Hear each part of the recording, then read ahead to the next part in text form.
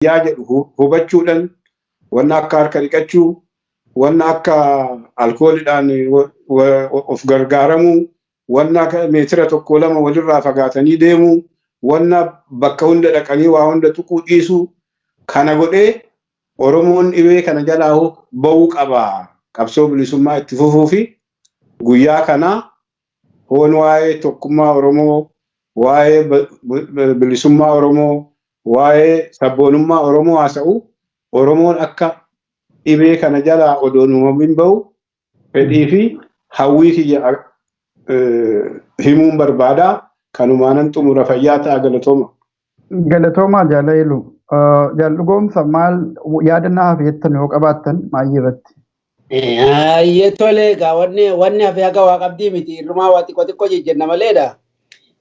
Ani wanti guddaan jiraachuun akkuma jaalhailuun jee jireenya ofiitii fi waan eeggadhaa jamu eeggachuun akkuma inni jee waan irra deemuun qabu.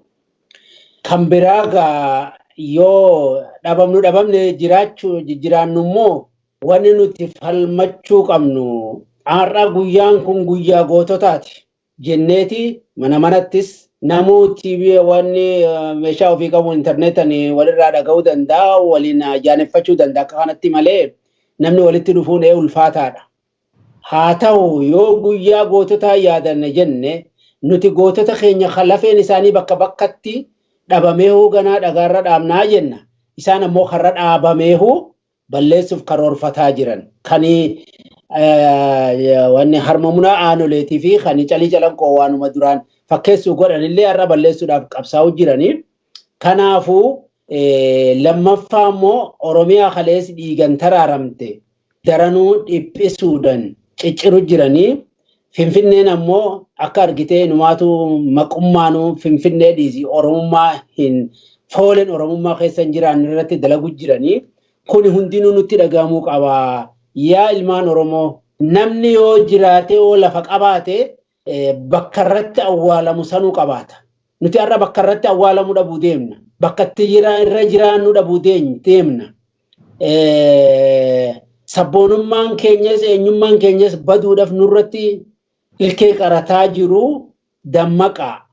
Osoo dhibdee qabdanuu osoo rakkina qabdanuu rakkinni isinitti dabalaa waan deemaa jiru ofitti rafina ammoo wal qooduu dhiisa. Amantiin haa ta'u naannoon haa ta'u sirna bulchiinsaa keessatti garaagarummaa jirtuunis haa ta'u yaa Oromoo waliin qoodina warri har'a jala fiidanis isiniin baasu warri mootummaa wajji jirtanis isiniin baasu lakkisaa haadha abbaa keessan bakka itti du'e obboleessa keessan bakka inni jiruu fi bakka itti du'aa jiru laala garaa keessan ka guyyaa har'aa qonkoo har'a koronaan kunuu isin fixuu deemuuf nama jala fiidanii ummata keessan hin gidirina hin ajjeesina har'a ummata keessan dhibderraa dandamachiisaa ka isiniin jaame ummata keessan lama ka waliin deemu maa waliin deemtan siyaasaaf deemtan jettanii isin warri qawweetti kennamtanii isin cafaqina ummata keessanii naha haadha abbaa keessanii obboleessa keessan jennaan kana hundaafu gaa wanti dhaammannu hedduma mee warri mootummaa keessa jiru kan dabbalootatis ilmaan Oromoo taataniit shira Oromoo irratti miidhaa Oromoo miidhu irratti barsiisu warri haatan mee dhugaan isinitti haa mul'attu dhugaa san argaa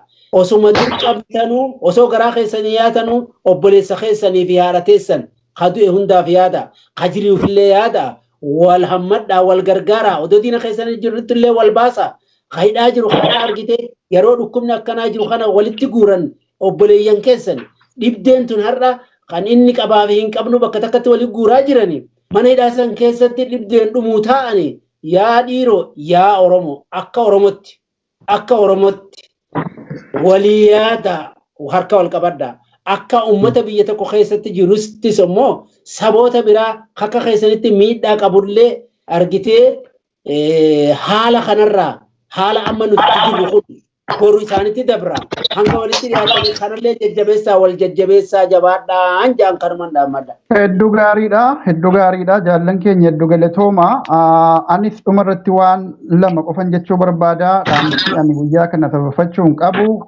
ayyaanni kun ayyaana tokkummaan Oromoodhaa hundeeffamee yookiin irbuun guddaan seename waan ta'eef manni keenya ayyaana kana yeroo kabajatu tokkummaa Oromoo jabeessuuf waadaa haaromfachuudhaan ta'uu qaba. Haleellaa yookiin aggaammii tokkummaa Oromoo sharafuuf godhamaa jiru hundumaa qalbifachuudhaan waan kana fashalsuu irratti tokkummaadhaan harka wal qabatee dhaabbachuu danda'uu qaba. Warra tokkummaa Oromoo irratti aggaammataa jiru dhaabsisuu danda'uu qaba tokko kana.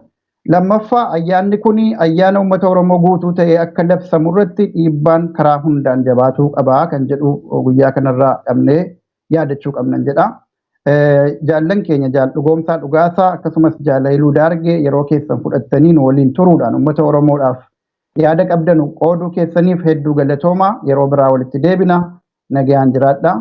Kabajamtoota daawwattoota keenya sagantaa kana nu wajjin turuudhaan waan nurraa dhageessaniif hedduu galatoomaa. Sagantaa biraatiin walitti deebina. Sagantaa kana milkeessuuf kan nu wajjin ture ogeessa kaameeraa fi daayirektara keenya Farahaan Abdusalaam. Maqaa keessaniin galateeffannaa. Nagaatti oola. Ayyaana gaarii.